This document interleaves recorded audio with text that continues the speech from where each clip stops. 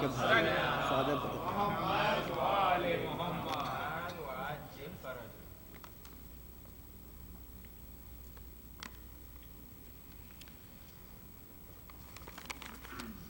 حضرات، آپ سے گزارش ہے، مرحومہ زاہدہ خاتون بنت سید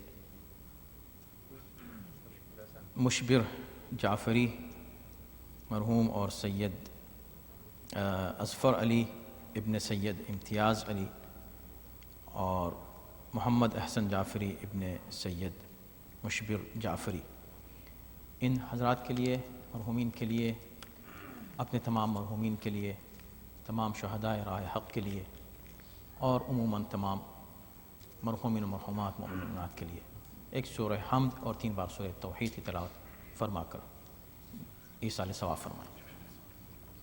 بسم اللہ الرحمن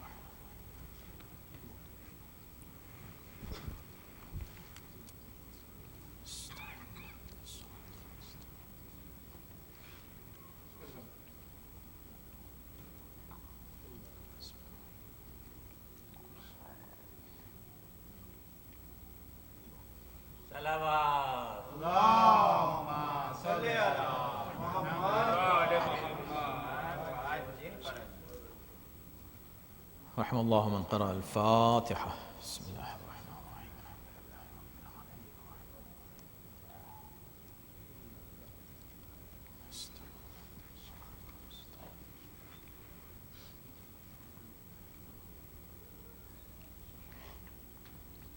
محمد و آل محمد صلوات۔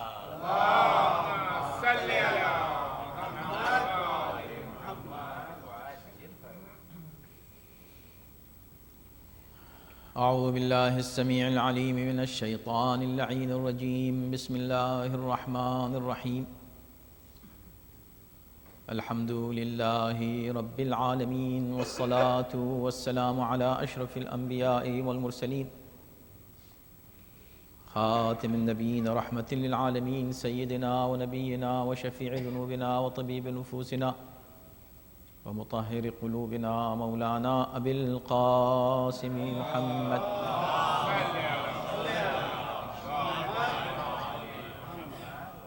وآلہ الطیبین الطاہرین المعصومین المظلومین ولعنۃ اللہ علی اعدائہم اجمعین من الآن إلى يوم الدين، أما بعد فقد قال الله سبحانه تبارك وتعالى في كتابه الكريم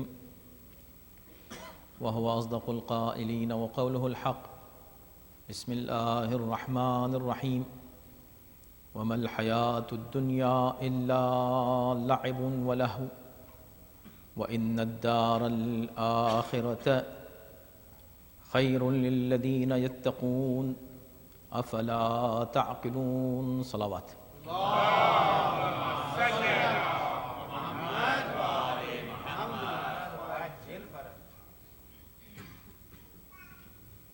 حضرات، ایصال ثواب کی یہ مجلس ہے اور عموماً ایصال ثواب کی مجلسوں میں جو ٹاپک ہوتا ہے اور جو موضوع ہوتا ہے وہ آپ سب کو معلوم ہے، موت پر گفتگو ہوتی ہے۔ ہم نے آج یہ سوچا کہ شاید زیادہ مناسب یہ ہے کہ اس طرح کی مجلسوں میں بجائے موت پر گفتگو ہونے کے زندگی پر گفتگو ہو،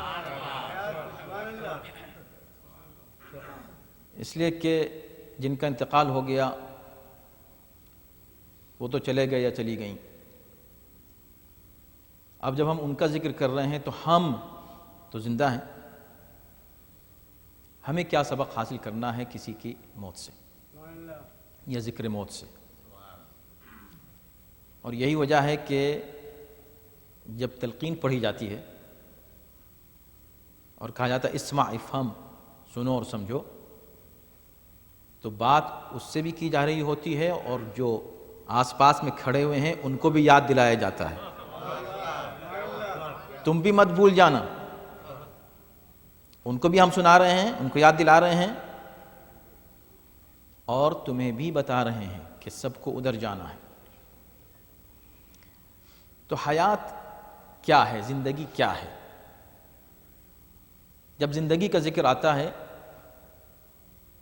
تو فوراً اس کے ساتھ ہی جو تصور آتا ہے ذہن میں حیات کے ساتھ، زندگی کے ساتھ، لائف کے ساتھ، وہ اس دنیا کا تصور ہے۔ اسی دنیا میں تو انسان زندہ ہے نا، مر گیا تو اب کہتے ہیں ہیئر آفٹر، اب وہاں کیا ہے، کس نے دیکھا ہے، یہ کہا جاتا ہے۔ لیکن زندگی تو یہ ہے، اور ظاہر سی بات ہے کہ یہ تصور بہت پہلے سے ہے، اور یہ بنیادی فرق ہے ایمان و کفر میں۔ تصور حیات کا جو فرق ہے وہی فرق ہے ایمان اور کفر میں۔ کفر کا جو تصور ہے، حیات کا جو آؤٹ لک ہے، جس نظر سے وہ دیکھتے ہیں زندگی کو، اور جس نظر سے ایک مومن دیکھتا ہے زندگی کو، یہی فرق ہے کفر و ایمان میں۔ اور میں اپنی طرف سے نہیں کہہ رہا ہوں، قرآن کا جو اسلوب ہے اور اسٹائل ہے مسائل کو بیان کرنے کا اور حقائق کو واضح کرنے کا خوبصورتی کے ساتھ، وہ یہ ہے۔ تو سورہ انعام میں، سورہ انعام، اب آج کل الحمدللہ تفسیر کا جو سلسلہ چل رہا، آپ حضرات کو معلوم ہے، بہت سے لوگ فالو کرتے ہیں سیٹرڈے تفسیر، سورہ انعام پر گفتگو ہو رہی ہے۔ سورہ انعام پورا کا پورا سورہ توحید کے تذکرے سے مملوء ہے، شروع سے آخر تک ذکر ہی توحید کا۔ اس سے پہلے جو سورہ تھا سورہ آل عمران، جس پر گفتگو ہوئی، سورہ مائدہ، اس سے پہلے انعام سے پہلے مائدہ پورا کا پورا سورہ شروع سے آخری لفظ تک، اوفوا بالعقود سے لے کے آخری لفظ تک جہاں سورہ تمام ہوتا ہے، پورا سورہ، اس کا پورے سورے کا موضوع ولایت ہے، ولایت و امامت ہے پورے سورہ کا موضوع۔ آپ پڑھ لیں اس کو، ہر آیت۔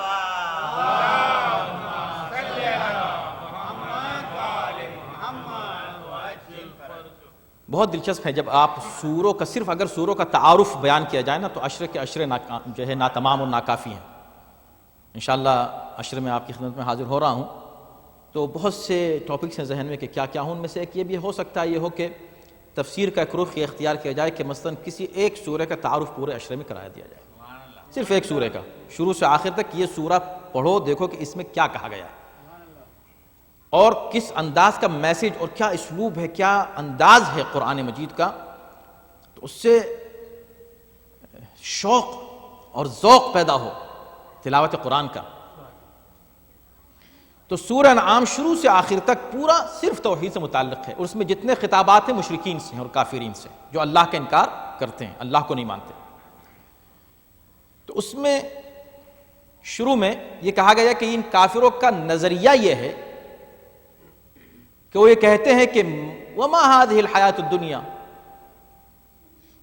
وَمَا هِيَ إِلَّا حَيَاتُنَا الدُّنْيَا، جو کچھ بھی زندگی کی بات کی جاتی ہے وہ زندگی وَمَا هِيَ ہے ہی نہیں، إِلَّا حَيَاتُنَا الدُّنْيَا، علاوہ اس ہماری اس ظاہری زندگی کے، بس یہی زندگی ہے، اس کے بعد کیا ہے، کچھ بھی نہیں، مر گئے چلے گئے ختم ہو گئے، بات ختم ہو گئی، یہی ہماری زندگی ہے۔ یہ نظریہ ہے مشرکین کا۔ قرآن نے کہا کہ تمہارا نظریہ صحیح نہیں ہے، قرآن نے کہا کہ وَمَا الْحَيَاةُ الدُّنْيَا إِلَّا لَعِبٌ وَلَهْوٌ، یہ جو دنیا کی زندگی ہے یہ تو لعب و لہو ہے، یہ تو کھیل کود ہے، یہ تو تماشے کی طرح گزر جانے والا ایک ٹائم ہے، ایک وقت ہے جو انسان گزارنے کے لیے، وقت ٹائم پاس کرنے کے لیے کچھ گیم کھیلتا ہے، کھیل کھیلتا ہے، وہ بس یہ ہے، یہ ٹائم، گیم اوور تو ہر چیز اوور۔ اب پوچھے گے بھی اس سے تم کو کیا ملا، کیا حاصل ہوا، کچھ بھی نہیں، ٹائم گزر گیا، بات ختم ہو گئی۔ اسی انداز کی یہ زندگی ہے۔ وَإِنَّ الدَّارَ الْآخِرَةَ خَيْرٌ لِلَّذِينَ يَتَّقُونَ، جبکہ آخرت کی جو زندگی ہے وہ بہتر ہے، مگر کس کے لیے؟ للذین یتقون، جو تقوی اختیار کرتے ہیں۔ تو یہ فرق ہو گیا کہ کفر کا نظریہ یہ ہے کہ دنیا بس یہی ہے، تقوی اور ایمان کا نظریہ یہ ہے کہ نہیں، اس کے بعد جو زندگی آنے والی وہ حقیقی زندگی ہے۔ للذین یتقون افلا تعقلون، کیا تم عقل سے کام نہیں لیتے؟ اور بہت دلچسپ، ظاہر سی بات ہے کہ گفتگو کو میں بہت طول نہیں دوں گا کسی ایک موضوع پر، صرف اشارے اس تعلق سے جتنا کچھ ہو سکے گا آپ کی خدمت میں عرض کروں گا۔ حیات کا جو تصور قرآن نے پیش کیا ہے، زندگی کا تصور، تو اب آپ یہ دیکھیں کہ اس میں عجیب الفاظ استعمال کیے ہیں۔ پہلے کہا کہ یہ دنیا جو ہے، یہ دنیا لہو و لعب ہے، کھیل کود تماشا، گزر گیا وقت، لیکن جو صاحبان تقوی ہیں ان کے لیے آخرت ہی اصل گول ہے، اصل مقصد اور ٹارگٹ ان کا آخرت ہے۔ کس کے لیے؟ صاحبان تقوی کے لیے۔ افلا تعقلون، کیا تم عقل سے کام نہیں لیتے؟ عجیب بات ہے۔ اب اس میں کیا کمبینیشن ہے؟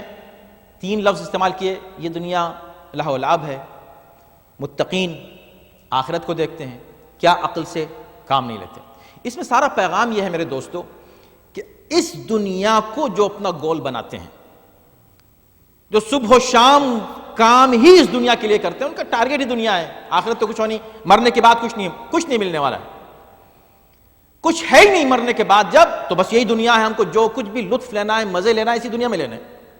جب یہ نظریہ قائم ہوا تو ان کی نظر میں ایسے جو لوگ ہیں وہ یہ سمجھتے ہیں کہ ہم بہت اسمارٹ ہیں، ہم صاحبان عقل ہیں، اور یہ جو وقت آپ مجلس میں بیٹھ گئے، آپ سمجھ رہے ہیں کہ وہ وقت ضائع کر رہے ہیں، انہیں آپ پہ ترس آ رہا ہے کہ آپ وقت ضائع کر رہے ہیں، سمجھ رہے ہیں نہیں؟ اب 2 نظریے ہوئے نا، وہی سمجھ رہے ہیں کہ بھئی آپ چلے گئے نماز جمعہ میں آپ نے 2 گھنٹے صرف کر دیا، آپ مغرب کی نماز کے لیے جماعت کے لیے آ گئے، 2 آورس آپ کے چلے گئے، ٹائم از منی، آپ کو کیا ملا؟ آپ کہیں اور جاتے 2 آور، اگر آپ کہیں کام کرتے تو 2 گھنٹے کا آپ کو کچھ پیسے مل جاتے، تو آپ نے یہ وقت ضائع کر دیا۔ آپ سمجھ رہے ہیں انہوں نے ضائع کیا، وہ سمجھ رہے ہیں آپ نے ضائع کیا، تو مسئلہ کیا ہے؟ تو قرآن نے اس کو کہا کہ وہ خود کو اسمارٹ سمجھ رہے ہیں نا، لیکن آخرت جو ہے وہ ان لوگوں کے لیے ہے جو صاحبان تقوی ہیں۔ جب تقوی اختیار کرو گے تو قرآن نے کہا افلا تعقلون، عقل سے کام نہیں لیتے؟ توجہ کیجئے گا، اس کا مطلب کہ اسمارٹ وہ نہیں ہے جو اسی دنیا کو گول سمجھے، عقل مند وہ ہے جو آخرت کو حقیقی زندگی سمجھ رہا ہو۔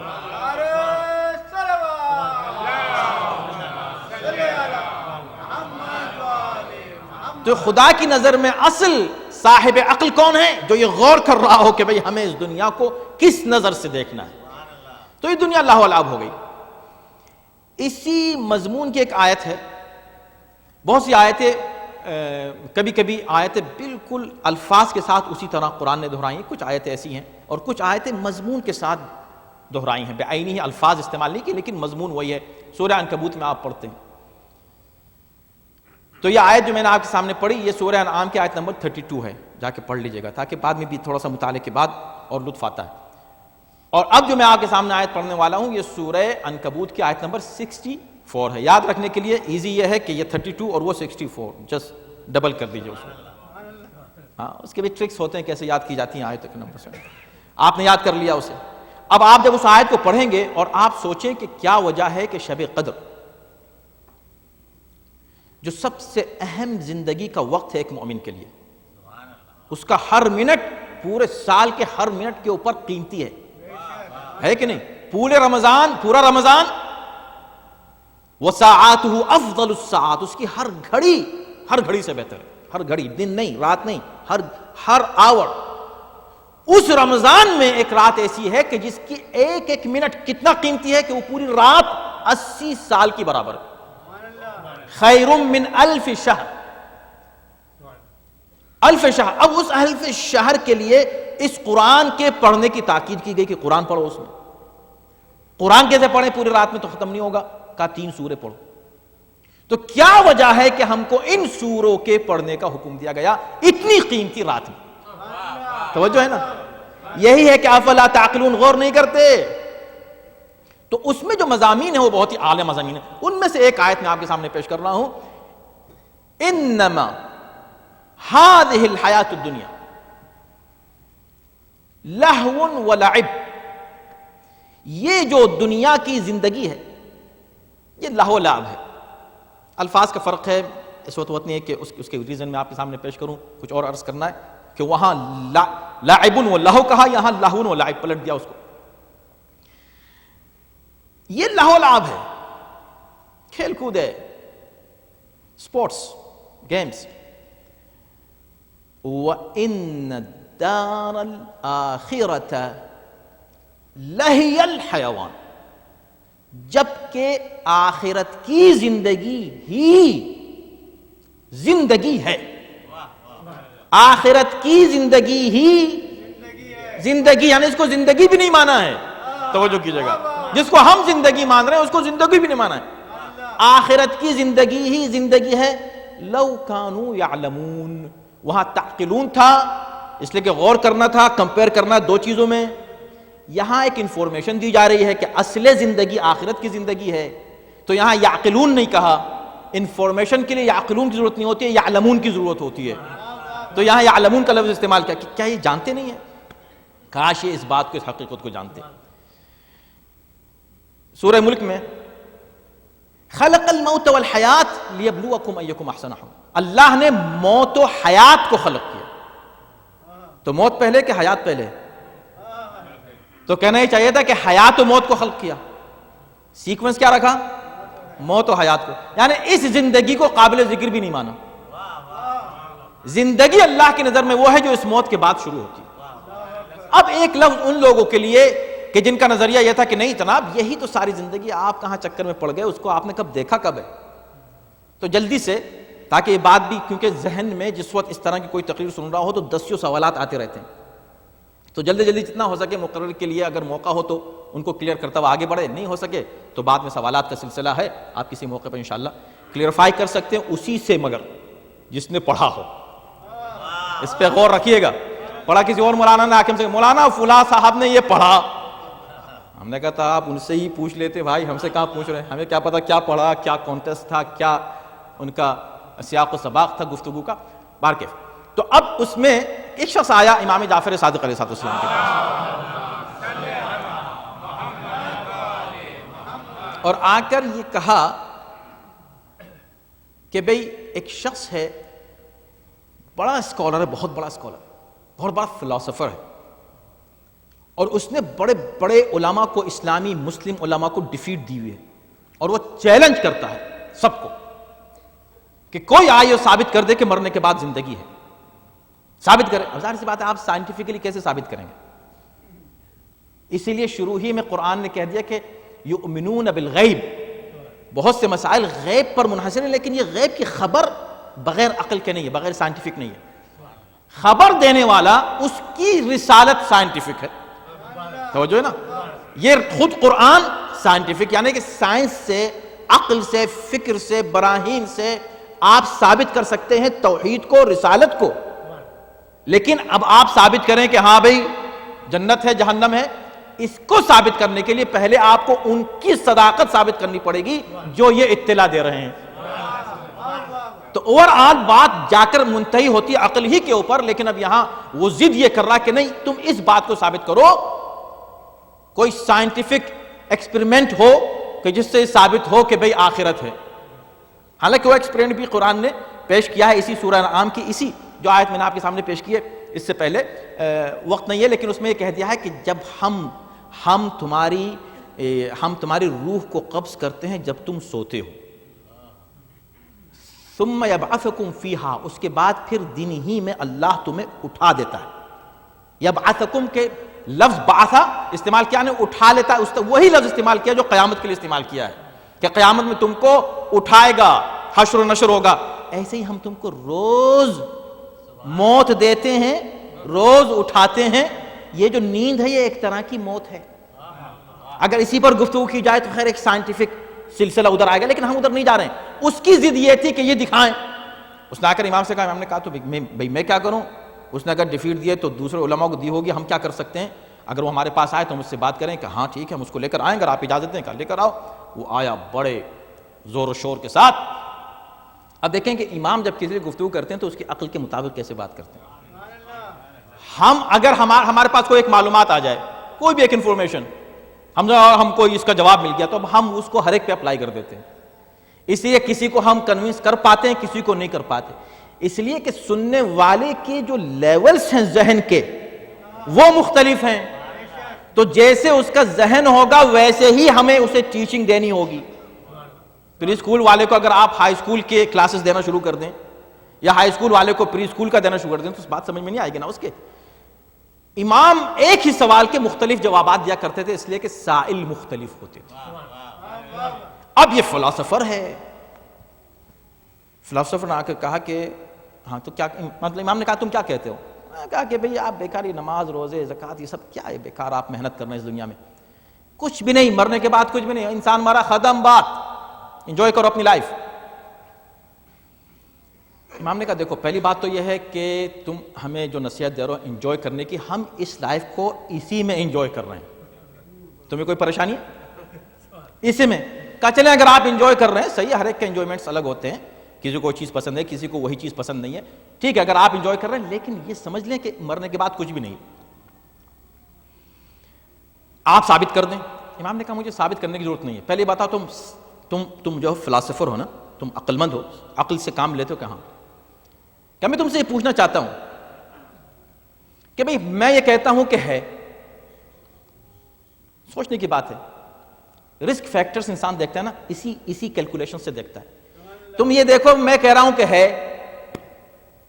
تم کہتے ہو نہیں ہے, ٹھیک ہے نا, اب یا میں صحیح ہوں یا تم صحیح ہو. اس نے کہا نہیں میں صحیح ہوں, اچھا کوئی بات نہیں, تم صحیح ہو نا, چلو تم صحیح ہو. یہ بتاؤ کہ اگر تم صحیح ہو اور مرنے کے بعد کچھ بھی نہیں ہے تو میرا کیا نقصان ہوا؟ تم بھی مر گئے, ہم بھی مر گئے, بات ختم ہو گئی, کچھ بھی نہیں ہے, اس لیے کہ کچھ بھی نہیں ہے, کیا ہوا؟ لیکن سوچو اگر جو میں کہہ رہا ہوں وہ صحیح نکلا تو ایک عقل مند ہو ہی نہیں سکتا کہ اگر وہ رسک کو کنسیڈر نہ کرے کسی جگہ. یہ رسک تو ہے کہ میں شاید صحیح ہوں, تم کیسے 100% کہہ سکتے ہو کہ نہیں ہے؟ چلو ثابت کرو سائنٹیفکلی کہ نہیں ہے. جب تم ثابت نہیں کر سکتے کہ نہیں ہے ایک چیز, جب تم نے دیکھی نہیں تو ہے یا نہیں ہے, تو تم کیسے ضد کر رہے ہو کہ نہیں ہے؟ تو یا تو ہے یا نہیں ہے, ہم دونوں طرح سیف ہیں, تم خطرے میں ہو. صلوات بھیجو محمد والے.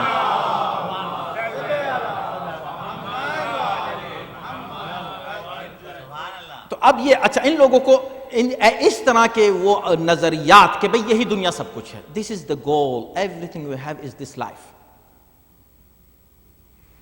We died, everything is over, finish. اچھا ٹھیک ہے, تو تم یہاں جو کام کر رہے ہو آپ اس پہ غور کیجئے گا, توجہ, جوان بھی بچے بھی بیٹھے ہیں. اس دنیا میں انسان جو کام کرتا ہے جو بھی ہے یہ کس لیے کر رہے ہو بھائی؟ یہ جو محنت ہے, مشقت ہے, صبح گئے شام کو آئے, یہ ساری زحمتیں ہیں, why? What is the purpose? What is the goal? ارے اس کا فیوچر ٹھیک کرنا ہے, ہم اپنے فیوچر کے لیے کام کر رہے ہیں. It's very good. تو فیوچر کے لیے آپ نے کام کب سے کرنا شروع کیا؟ فیوچر کا کتنا حصہ آپ کو ملا؟ فیوچر کیا ہے؟ کسی کو معلوم ہے کہ فیوچر کیا ہے؟ کسی کو فیوچر مل گیا ہے آج تک؟ اچھا فیوچر سے کب سے کام کرنا شروع کیا تم نے؟ یہ زحمتیں, یہ محنتیں کس دن کے لیے کر رہے ہو؟ کب سے؟ جب سے جاب پہ جانا شروع کیا. جی نہیں, کالج نہیں گئے تھے, وہاں محنت نہیں کی تھی, وہاں ایگزامز پاس نہیں کیے تھے, وہاں رات بھر جاگے نہیں تھے اسٹڈیز کے لیے, وہاں صبح نہیں جاتے تھے, شام کو نہیں آتے تھے, کیا کالج بھی جاتے تھے, اور پھر اسکول, اور آ جائیے پری اسکول.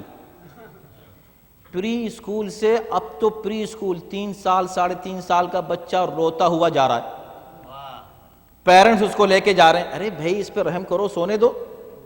کہ نہیں اس کو جانا ہے اسکول. کیوں جانا ہے؟ کہ تاکہ اس کا فیوچر اچھا ہو.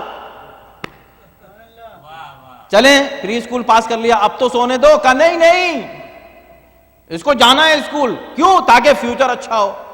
ہائی اسکول میں آ گئے, اب یہاں ٹین ایجرز بھی بیٹھے ہیں, کون سا ٹین ایجر ہے جو جانا چاہتا ہے اسکول؟ کوئی پسند کرتا ہے؟ کوئی پسند نہیں کرتا. پوچھنے کی ضرورت نہیں, صرف اس کو کسی دن بتا دیجیے کہ آج اسکول نہیں ہے, پھر آپ دیکھیے اس کی خوشی کا اظہار, اس کا ری ایکشن دیکھیے. اور اگر اس سے کہہ دیجیے کہ دیکھو تم کو سمر اسکول بھی لینا ہے, پھر اس کا ری ایکشن دیکھیے. تو اسکول کون جانا چاہتا ہے؟ مگر جا رہے ہیں زبردستی محنت کر کے, صبح اٹھ رہے ہیں بہت ارلی مارننگ. کیوں بھائی؟ For the future. فیوچر ڈھونڈ رہے ہیں. اچھا تو اس کا مطلب ہے کہ ابھی تک پری اسکول سے ہائی اسکول تک فیوچر نہیں ملا ہے, ابھی اسی تلاش میں ہیں. They are searching for their future. اچھا تو ٹھیک ہے, اس کے بعد کیا ہوگا؟ ہائی اسکول پاس کر لیا, 12th کر لیا, اب کیا؟ نہیں اب کالج جانا ہے 4 ایئر. کیوں بھائی؟ کیا نہیں بھائی فیوچر. چلیں وہ 4 ایئرس بھی ہو گئے. اس کے بعد کب کسی اچھے پروفیشن میں جانا ہے, 2 years 3 years 4 years 6 years, P H D کر لی, ڈاکٹر ہو گئے, انجینئر ہو گئے, وکیل ہو گئے, پروفیشنل ہو گئے. اچھی بات ہے, اس کو ذہن میں رکھیے گا, یہ اچھی بات ہے, یہ کوئی قابل مذمت نہیں ہے ایسا کرنا. لیکن سوال یہ ہے کہ اس پہ غور تو کرو کہ کیوں ہو رہا ہے یہ, مقصد کیا؟ جب تم مقصد پر اگر غور نہ کرو کسی چیز کے جو کام کیا جا رہا ہے, اس کو عبث کہتے ہیں, اور صاحب عقل کوئی عبث کام نہیں کرتا. تو تم یہ دیکھو تو صحیح کہ بھی کیوں کر رہے ہو. اب انہوں نے معلوم ہوا کہ چلیں 4 سال اور مان لیجئے, 6 سال اور مان لیجئے, اور اسٹڈیز کی, اب تو تم کو فیوچر مل گیا ہوگا. اتنی محنت کی ہے پری اسکول سے لے کر یہ 25 سال 30 سال تک بہت سے زیادہ بہت سے لوگ پڑھتے ہیں, اسٹڈیز کی ہیں, تو تم کو اب تو فیوچر مل گیا ہوگا, اب بیٹھو گے اور کھاؤ گے, رائٹ؟ کہ نہیں, اب جاب کرنا ہے, اب آفس کھولنا ہے. تو اس آفس میں تو تم کو محنت نہیں کرنی نا, آرام سے سو گے, جب چاہنا سونا ہے, جب چاہنا جانا ہے, جب چاہنا کھانا ہے. نہیں اس کے بھی ٹائمنگ ہے, صبح اٹھنا ہے اور شام کو آنا ہے, اور کبھی تو ڈبل جاب کرنی ہے. بھئی یہ سب کیوں ہو رہا ہے؟ کیا فیوچر کے لیے. 40 سال کے ہو گئے, فیوچر نہیں ملا, ابھی بھی کام کر رہے ہیں. 50 سال کے ہو گئے, فیوچر ان کو ہاتھ نہیں لگا. 60 ایئرس کے ہو گئے, اب وہ ریٹائر ہو گئے. ریٹائرڈ نہیں, ریٹائرڈ ہو گئے. جو ریٹائرڈ ہو گئے, اب تو سکون سے بیٹھ کے کھاؤ گے نا. نہیں اب ہم کو یہ والا بزنس کھولنا ہے, اور یہ بزنس کھولنا ہے, اور یہ کام کرنا ہے, تھوڑا سا. اب کیوں؟ فیوچر. 70 سال کے ہو گئے, فیوچر نہیں ملا. 80 سال کے ہو گئے, فیوچر ملا. میرا سوال یہ ہے کہ ٹھیک ہے, اگر یہی دنیا گول ہے, حالانکہ دنیا واقعی گول ہے, لیکن اگر ٹارگٹ گول یہی دنیا ہے, تو اس دنیا کے لیے جو کام کیا, ہاں یہ ہو سکتا ہے اس کے پاس مکان نہیں, میرے پاس ہو گیا, اس کے پاس ایسی گاڑی نہیں, میرے پاس ہو گئی. اگر یہی گول ہے تو کوئی عقل مند اس کو گول نہیں سمجھے گا. پھر کیا ملا فیوچر؟ فیوچر تو یہ ہے کہ جو تم نے کیا اب وہ نہ کرو, اب بیٹھو اس کے پھل کھاؤ. اب وہ ٹینشن نہیں ہے جاب کرنے کی, اب ٹینشن نہیں ہے وہ کام کرنے کا جو کر رہے تھے, جس کے بعد وعدہ تھا کہ تم کو فیوچر ملے گا. اب نہ ہو وہ کام, اب تو صرف بیٹھیں اور اس کے ثمرات حاصل کرتے رہیں. اگر واقعی زندگی ہے تو صرف ثمرات حاصل کرو اس محنت کے, اب محنت کرنا ضروری نہیں ہو. ایسی زندگی کہاں ملے گی؟ وَإِنَّ الْآخِرَةَ لَهِيَ الْحَيَوَانُ. آخرت کی زندگی اصل زندگی ہے. اب جو تم سے وعدہ کیا گیا یہ کرو گے تو تم کو یہ ملے گا, یہ کرو گے تو یہ ملے گا, اب جب جاؤ گے جنت میں تو صرف ملے گا, کرنا کچھ نہیں پڑے گا. توجہ کیجئے گا.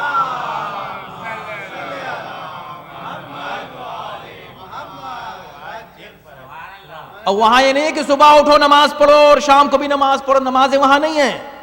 وہاں جتنی بھی اگر آپ کو نمازیں پڑھنی ہیں تو آپ کے اپنے شوق سے عبادت الہی میں انسان مصروف ہوگا. بے شک اپنے شوق سے ہوگے, تم پر کوئی اوبلیگیشنز نہیں ہوں گے. زکوٰۃ نہیں دینی ہے, وہاں لے گا کون؟ وہاں پر تمہیں کوئی وہ محنتیں نہیں کرنی جو تم کو یہاں محنتیں کرنی تھیں. یہ واجب ہے, یہ حرام ہے, یہ حلال ہے. اب تم گزر رہے ہو ایک جگہ سے, تمہیں ایک اچھا سا گوشت وہاں پر نظر آیا, ایک اچھی ڈش نظر آئی, تمہارا دل چاہ رہا تھا, تم نے کہا نہیں بھائی اللہ نے منع کیا, نہیں کھا سکتے. یہ وہاں نہیں ہے, یہ جنت میں نہیں ہوگا. صرف یہاں تم رک جاؤ, اس کے بعد پھر جتنا چاہو وہاں کھاؤ. اس کو کہتے ہیں فیوچر. توجہ کیجئے گا.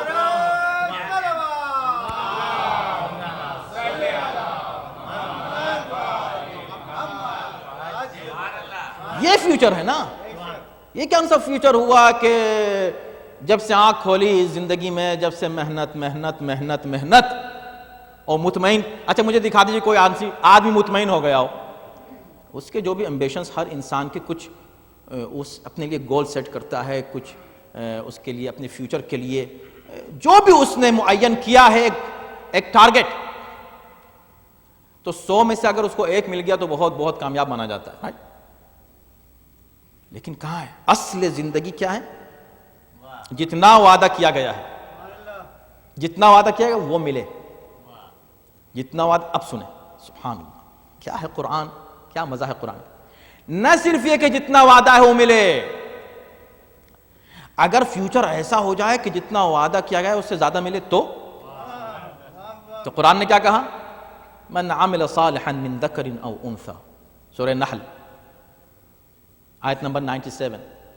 من عمل صالحا من ذکر او انثى. بہت کم قرآن اس طرح گفتگو کرتا ہے. قرآن کی گفتگو جنرل ہوتی ہے، یا ایھا الذین آمنوا، اس میں مرد بھی ہیں عورتیں بھی ہیں. الگ سے او مردو او عورتوں اس طرح خطاب نہیں ہوتا. کم ہوا ہے کئی جگہ، ان میں سے ایک آیت یہ ہے من عمل صالحا، جو بھی نیک کام انجام دے، محنت کرے اس دنیا میں. من عمل صالحا من ذکر او انثى، چاہے مرد ہو یا عورت ہو. یعنی ہم یہی مضمون پڑھیں گے چاہے ایصال ثواب کی مجلس مرد کی ہو یا عورت کی ہو. توجہ ہے کہ نہیں؟ من ذکر او انثى وهو مؤمن، بشرط کہ وہ عمل اس نے ایمان کے ساتھ کیا ہو. فَلَنُحْيَنَّهُ حَيَاةً طَيِّبَةً، ہم اس کو پاکیزہ زندگی دیں گے. موضوع کیا ہے؟ موت نہیں، موضوع زندگی ہے. ہمیں زندگی چاہیے، تو خدا نے کہا کہ جو نیک عمل کرے گا ایمان کے ساتھ، فَلَنُحْيَنَّهُ حَيَاةً طَيِّبَةً، اسے پاکیزہ زندگی دیں گے.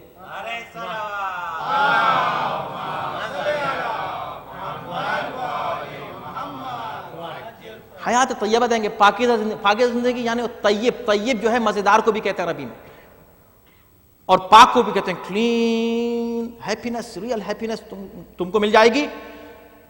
فَلَنُحْيَنَّهُ حَيَاةً طَيِّبَةً وَلَنَجْزِيَنَّهُمْ أَجْرَهُمْ بِأَحْسَنِ مَا كَانُوا يَعْمَلُونَ، اور ہم ان کو جو اجر دیں گے وہ اس عمل سے بہتر ہوگا جو وہ کر رہے تھے.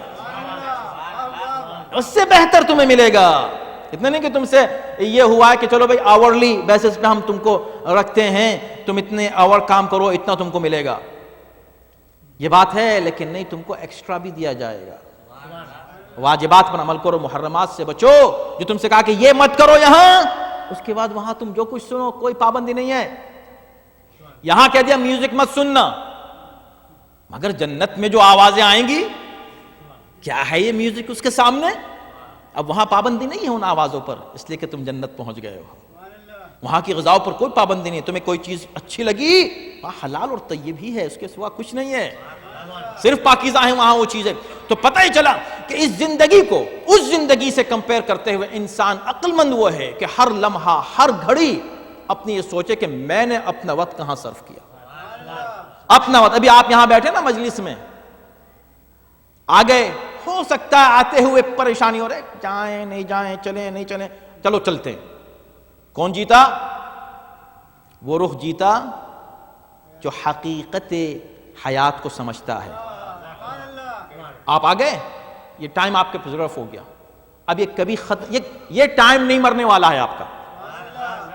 زندگی انسان کی شاید ختم ہو جائے، لیکن یہ ٹائم آپ کا باقی رہے گا جو آپ نے صرف کیا ہے عمل صالح کے لیے، نیک اعمال کے لیے. لیکن اب یہاں پر ایک سوال یہ پیدا ہوتا ہے، بس توجہ کیجئے گا کہ ٹھیک ہے یہ بات تو معلوم ہو گئی کہ دو طرح کی زندگی، حیات دو طرح کی ہے. ایک وہ حیات ہے جو اس نظر سے دیکھی جاتی ہے جو ایمان نہیں رکھتے، اور ایک وہ زندگی ہے جو مومنین کی نظر سے دیکھے. بات سمجھ میں آ گئی، لیکن سوال یہ کہ ہم اس کو ڈسٹنگوش کیسے کریں؟ تو سخت ایک لائن ہے نا. ہم کو کیسے معلوم ہے کہ ہم جو ابھی کر رہے ہیں یہ دنیا ہے یا یہ آخرت ہے؟ ان الدار الآخرۃ لہی الحیاۃ، اصل زندگی وہ ہے. وما هذه الحیات الدنیا، یہ دنیا کی زندگی لہو و لعب ہے. تو ہم لہو و لعب میں اپنا وقت گزار رہے ہیں یا ہم آخرت کے لیے کچھ کر رہے ہیں؟ کیسے پتہ چلے؟ ہمیں زندگی بھی چاہیے، اچھی زندگی چاہیے، اور زندگی بھی ایسی نہیں چاہیے جو ختم ہو جائے. زندگی وہ چاہیے جو ہمیشہ رہے. یہ تو خواہش ہر انسان کی ہے نا، جو ہمیشہ باقی رہنے والی زندگی ہو، مجھے وہ چاہیے. وہ چاہیے تو ٹھیک ہے، اس کے نسخے بھی قرآن نے دیے ہیں. تو اب زندگی کیا ہے، یا کیسے معلوم ہو؟ ان دونوں کو کیسے کیسے سمجھیں، کیسے پرکھیں کہ کون سی زندگی حقیقت ہم صبح اٹھنے کے بعد شام ہو گئی، اس پورے دن میں ہم نے کون سا وقت وہ گزارا جو پریزرو ہونے والا ہے، ختم نہیں ہوگا، اور کون سا وہ ہے جو لاہ و لعب میں چلا گیا، برباد ہو گیا. کون سا ٹائم ہے، کیسے معلوم ہو؟ سمپل فارمولا چاہیے، فلسفی نہیں چاہیے لمبی چوڑی، سیدھی بات چاہیے تاکہ ہم آرام سے اس کو کیلکولیٹ کر سکیں. لاجک چاہیے، فلسفی نہیں. کہا اچھا ٹھیک ہے، آؤ قرآن تم کو دیتا ہے وہ فلسفی، وہ تم کو دیتا ہے فارمولا کیا ہے؟ یا ایھا الذین آمنوا استجیبوا للہ وللرسول. اے صاحبان ایمان، جب اللہ اور رسول تم کو آواز دیں، استجیبوا للہ وللرسول، اللہ اور رسول کی آواز پر لبیک کہو، اطاعت کرو فوراً. کیوں؟ اذا دعاکم لما یحییکم، اس لیے کہ نبی جب بھی تمہیں بلائے گا زندگی کے لیے بلائے گا، موت کے لیے کبھی نہیں بلائے گا.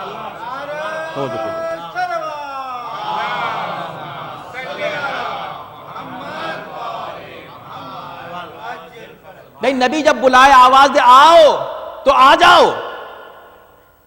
اب جو صاحبان ایمان ہیں وہ سمجھتے ہیں کہ نبی جہاں بلا رہا ہے اس کا بلانا اصل میں یہی زندگی ہے، چاہے میدان جنگ ہی میں کیوں نہ بلا رہا ہو. لیکن لوگوں نے سوچا کہ ارے میدان جنگ میں بلا رہا، چلے گئے تو مر جائیں گے. جس نے سوچا مر جائیں گے وہ ایمان سے ہٹ گیا، اور اس کے لیے علی نے کہہ دیا یا رسول اللہ آپ مجھ سے پوچھ رہے میں کیوں نہیں گیا، کیا میں جا کر کفر اختیار کرتا؟ توجہ کیجئے گا، یہاں فلسفہ علی نے دے دیا حقیقی زندگی کا. کس نے زندگی کو زندگی سمجھا، اور کس کا نظریہ اس حیات کا وہ نظریہ تھا جو مشرکین کا تھا.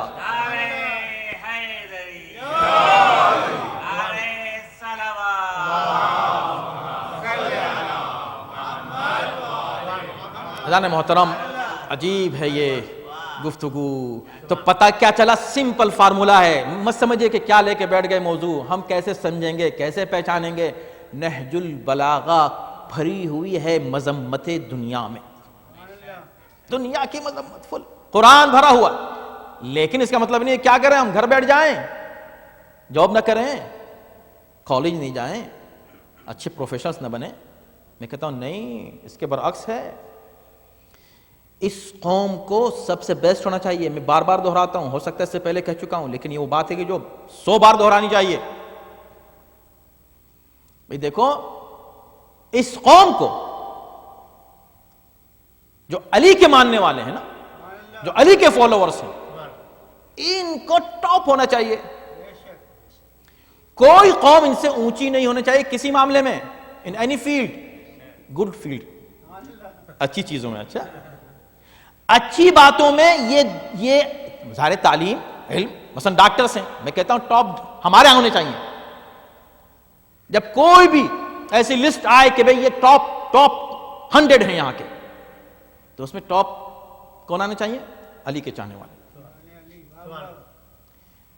Top engineers, top professionals, top businessman, top scientist, top ہر چیز میں. کیوں ٹاپ؟ وائی؟ کیسے ہو سکتا ہے؟ کیسے ہو سکتا ہے؟ نہیں ہونا چاہیے. اور یہ کوئی چوائس نہیں ہے کہ okay you can be top. No, you have to be. یہ کین بی کا مسئلہ نہیں ہے، you have to be the best. You have to be the best. Why? Simple logic.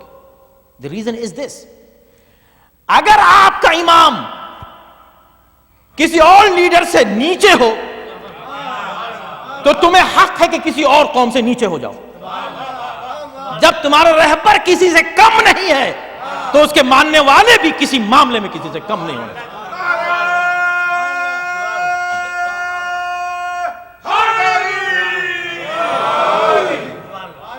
اور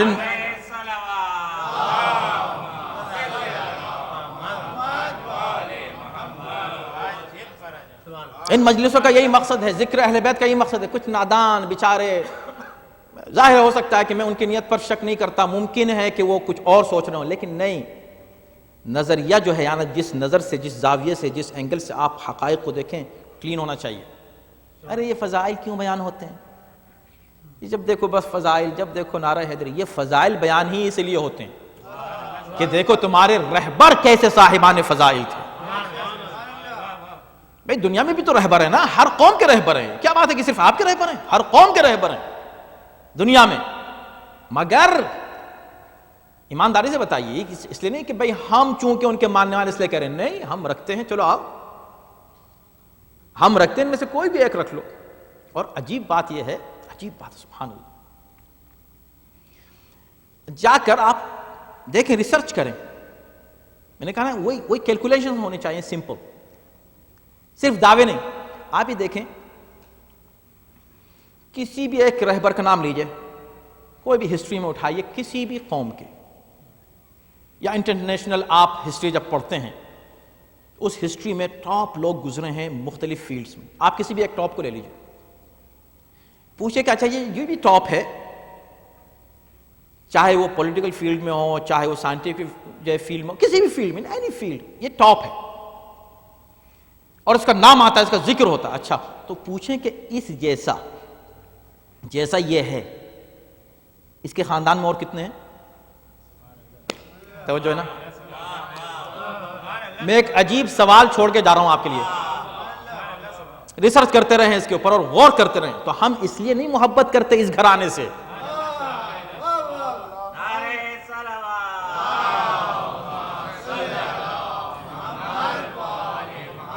مسئلہ جذباتی نہیں ہے، مسئلہ عقلی ہے.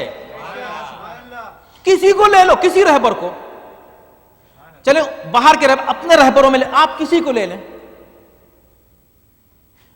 اور کسی آیت اللہ کو لے لیں. چلیں، آیت اللہ خوئی تھے، کتنے خوئی ہیں ان کے خاندان میں؟ آیت اللہ خمینی تھے، کتنے ہیں ان کے جیسے؟ آیت اللہ سیستانی آج ہیں، اللہ ان کو سلامت رکھے، پروردگار انشاءاللہ طول عمر دے، کتنے ہیں ان کے خاندان میں؟ آپ کیا بڑے بڑے خطبہ گزرے ہیں، کسی ایک خطیب کا نام لیجئے، کیسے ہیں، کتنے ان کے خاندان میں ایسے؟ کسی بھی دائرے میں دیکھ لیں آپ، ان اینی سرکل، لیڈرز کو دیکھیں، ٹاپ لوگوں کو دیکھیں، اور ایک سوال کریں کہ اس ٹائپ کے ٹاپ ایک خاندان میں کتنے ہیں؟ کہا بھائی ریپیٹ نہیں ہوتا، جو آدمی ہو گیا بس وہ ایک ہو گیا. اس کی وجہ سے باقی لوگوں کی عزت ہو جاتی ہے. لیکن کبھی ایسا نہیں ہو کہ ٹاپ جو ہے، ٹاپ لیڈر جو ہے، وہ اپنے کسی خاندان کے ایک فرد کی وجہ سے فخر کرے اور اپنی عزت کرائے. وہ یہ کہے کہ میں وہ ہوں جو اس کا باپ ہوں، میں وہ ہوں، خود ٹاپ ہو کر کسی اور کو ذریعے معرفت نہیں بناتا. یہ تو ایک ہی خاندان ہے، جتنے ٹاپ تھے، چاہے نبوت میں ہو یا امامت میں، ان کا تعارف ان کے ذریعے سے نہیں ہو رہا ہے، بیٹی کے ذریعے سے ہو رہا ہے، زوجہ کے ذریعے سے ہو رہا ہے، ماں کے ذریعے سے ہو رہا ہے.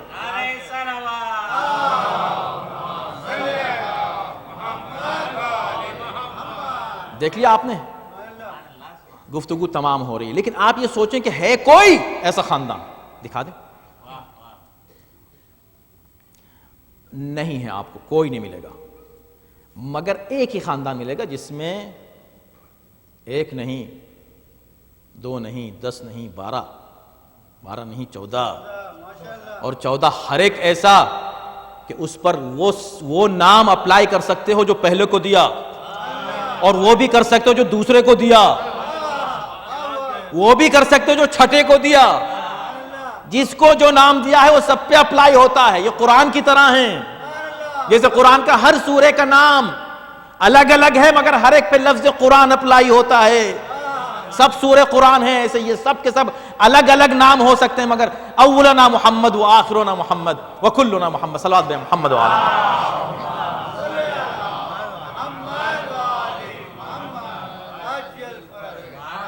بات تمام ہوئی، لیکن اختتام پر افلا تعقلون للذین یتقون، یہ دنیا ان لوگوں کے لیے صاحبان تقوی ہیں. تو ابھی میں کیا کہہ رہا تھا کہ آپ کو ٹاپ ہونا چاہیے، یہاں بھی اور آخرت میں بھی. اب یہ چوائس نہیں ہے کہ میں ٹاپ ہوں، ٹاپ ہیں کس چیز کے ساتھ؟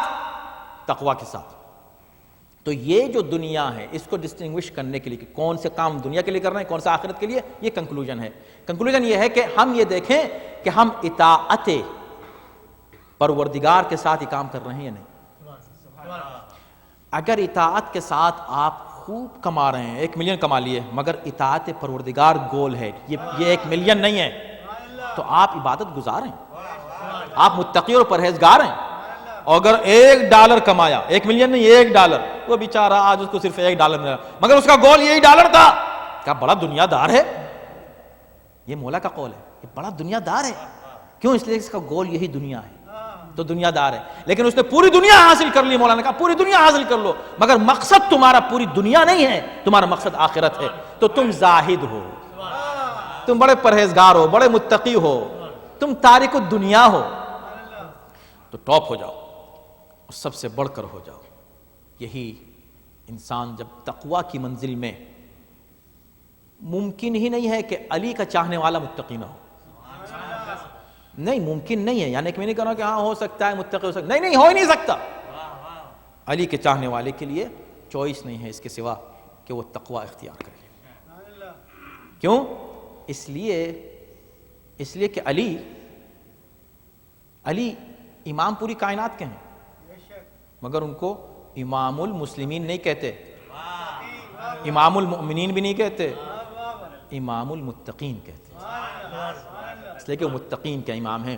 اور میں اس کو روک سکتا تھا کل کے لیے، لیکن گفتگو پھر موضوع سے شاید کوئی دوسرا موضوع شروع ہو کل، اس لیے میں اس کو تمام کر دیتا ہوں یہ بات کہہ کر کہ سنیے، امام المتقین، یہ تقوی، یہ چوائس نہیں ہے ہماری آپ کی. اس لیے کہ ایک عجیب بات میں نے غور کی، اس پر بھی آپ توجہ کریں. علی کے بہت سے آپ کے القاب ہیں جو دوسروں نے چھینے. انہوں نے کہا یہ کون ہے کہ خلیفۃ المسلمین ہے، یہ کون ہے؟ کہا یہ امیر المؤمنین ہے. مگر کسی نے یہ دعویٰ نہیں کیا کہ یہ امام المتقین ہے.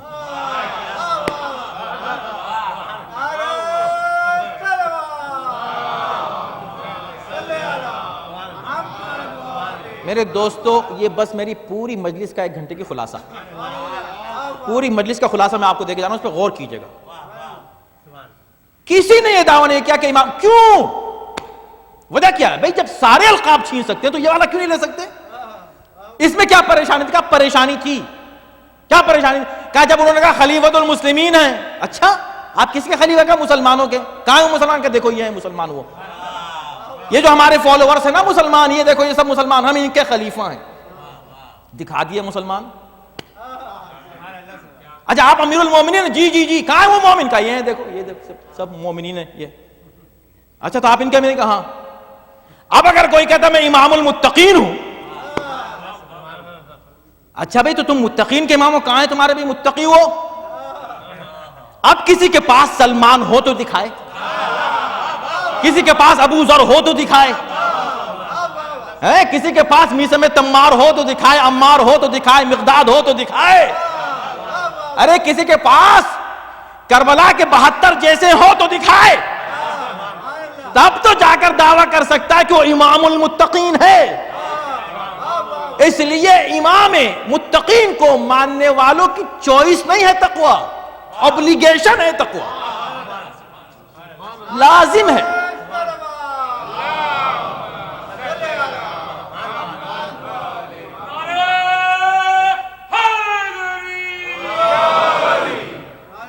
اور یہ تقوی یہی نہیں، اللہ نے کہا ہم قیامت کے دن لوگوں کو ان کے نبیوں کے ساتھ بلائیں گے، خلیفہ کے ساتھ بلائیں گے، ان کے امیر کے ساتھ بلائیں گے، کہا امام کے ساتھ بلائیں گے. اب جو گروہ جس کو امام مان رہا ہوگا اور وہ امام جس گروہ کا امام ہوگا، سب ایک ساتھ آئیں گے. قیامت میں جب علی جائیں گے تو کس کے ساتھ جائیں گے؟ ان کے ساتھ کس کو بلایا جائے گا؟ وہ امام المتقین ہے. تو قیامت میں بھی متقی بن کے جانا ہے. بات واضح ہوئی؟ بات تمام. یہ امام ہے. امام یہی تو فرماتے ہیں ہمارے لیے زینت بنو، ایسے کون لنا زینن، ہمارے لیے عیب کا سبب مت بنو، زینت کا سبب بنو. کا مطلب یہ ہے کہ کبھی رہبر فخر کرتا ہے اپنے رہبر، کیا کہنے آج ہم کتنا فخر کرتے ہیں ہمارے رہبر کیسے، مگر ہمیشہ گول ہمارا کیا رہے؟ ہم کسی طرح ایسے بن جائیں. اور یہ ہم کو سکھایا گیا ہے بچپن سے، یا لیتنا کننا معکم، کاش ہم آپ کے ساتھ ہوتے. کس کے ساتھ؟ کس کے ساتھ؟ کاش ہم آپ کے ساتھ. اے کربلا کے شہیدوں، کاش ہم آپ کے ساتھ ہوتے. یہ تمنا کیوں ہے؟ اس لیے کہ یہ وہ فالوورز ہیں کہ جو نہ صرف حسین پر خود فخر کر رہے ہیں، یہ وہ ہیں جن پر حسین فخر کرتے نظر آ رہے ہیں. حسین فخر کر رہے ہیں، ان کی وہ عظمت ہے، وہ جلالت ہے. ارے جب بہن ایک مرتبہ تڑپ کے کہتی ہے بھیا تم نے اپنے ان چاہنے والوں کو آزما لیا ہے کیا؟ تم نے آزما لیا ہے؟ تڑپ رہے کیوں؟ اس لیے کہ اس بہن نے دیکھا ہے، پوری ہسٹری دیکھی، بچپن سے دیکھا ہے ساتھیوں کو، کیسے کیسے ساتھی ہوتے ہیں رہبروں کے. نانا کے ساتھیوں کو دیکھا، کیا کیا نانا کے ساتھ. بابا کے ساتھیوں کو دیکھا، کیا کیا بابا کے ساتھ. بھائی حسن مجتبیٰ کے ساتھیوں کو دیکھا، کیا کیا بھائی حسن مجتبیٰ کے ساتھ. بھیا ایک تو تمہارے ساتھی اتنے مختصر، پھر خدا جانے کل کیا ہونے والا ہے. حسین اطمینان دلاتے ہیں. کتنا بڑا جملہ کہا حسین نے، زینب میری بہن گھبرانا نہیں، یہ میرے ساتھی عام ساتھی نہیں ہے، اللہ نے مجھے ایسے ساتھی دیے جو نہ نانا کو دیے، نہ بابا کو دیے، نہ بھائی کو دیے، ایسے ساتھی ہیں میرے. دیکھا حسین جس پہ فخر کرے وہ شہداء کربلا ہوتے ہیں. کربلا کے شہداء کی عظمت کا کوئی ٹھکانہ انسان تصور. لوگ امامت کی بات کرتے ہیں، میں کہتا ہوں آؤ ذرا امامت کے جو غلام ہے نا، اور جنہوں نے اپنی غلامی ایک رات میں دکھائی ہے صرف، اور تو موقع کب ہم کو ملا ہے جون کو دیکھنے کا. حبیب بن ظاہر کو کس نے دیکھا؟ زہیر بن قین کو کس نے دیکھا؟ ان اصحاب کو ایک ہی موقع ملا تھا اپنی وفا کے مظاہرے کا، ایک رات. اس ایک رات میں اپنی وفا کو اس پیک پر لے گئے کہ ہم اب چیلنج نہیں کرتے کہ کوئی حسین لاؤ ہمارے سامنے. حسین تم کیا لاؤ گے؟ ہم کہتے ہیں کوئی جون لے کر آؤ. ہم کہتے ہیں کوئی حبیب بن مظاہر لے کر آؤ. ہم کہتے ہیں کوئی مسلم بن اوسجا لے کر آؤ، تو دکھاؤ تو صحیح. ہم کہتے ہیں کوئی نافع لے کر آؤ، کوئی نافع ابن ہلال کو لے کر آؤ. نہیں دیکھا نا، نہ اس سے پہلے دیکھا نہ اس کے بعد ان کے بارے میں کچھ معلوم، بس وہی ایک رات. مگر وفا کی انتہا دیکھو کہ شب عاشور جب حسین نکلے ہیں حسین جائزہ لینے کے لیے مقتل کا، تو اکیلے نکلے.